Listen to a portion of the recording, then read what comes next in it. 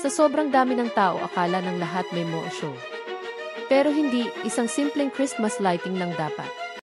Pero nung sinabi ng host ang pangalan, Ladies and gentlemen, Bel Mariano. Boom! Parang sumabog ang buong Caloocan. Kahit sino pa ang nagmamadali tumigil. Kahit yung off-duty na guard na palingon. At kahit yung mga kumakain lang ng donuts sa gilid biglang nanginig ang kamay. Kasi sa araw na iyon hindi lang ilaw ang sisindihan. Puso ng libo-libong fans. Dunkin Fort Christmas Lighting 2025.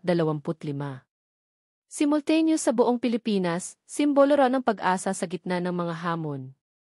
Pero sa Caloocan branch, iba. Hindi lang ilaw ang nakaon. Energy ng buong crowd ang nagliyab. Pagdating ni Belle parang may humigop ng hangin. Tahimik sandali. Tapos sabay-sabay na sigawan na parang concert. Belly. I love you. Grabe din, ganda din. At si Belle?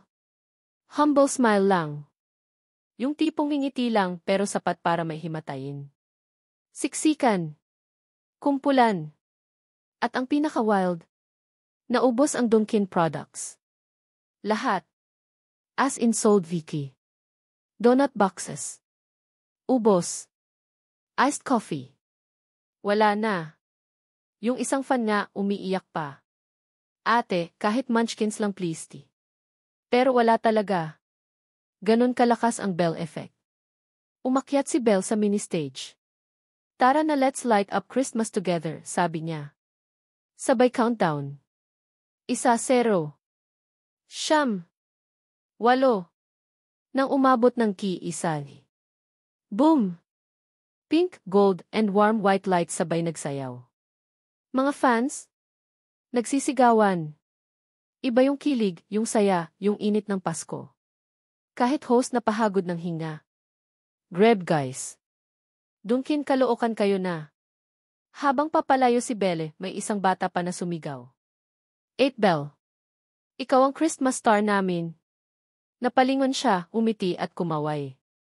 Simple lang. Pero sapat para ang buong lugar. Magmukhang isang malaking Pasko. Kaya ngayong taon hindi lang Dunkin ang nagliwanag. Puso ng mga tao. Dahil sa isang Belle Mariano moment. Mga kahugot sa buhay, minsan may mga taong dumarating at bigla na lang nagbibigay ilaw sa madilim nating season. Kahit simpleng ngiti kaya tayong pag-aanin. Kung nagustuhan nyo ang kwento, like, share, at subscribe.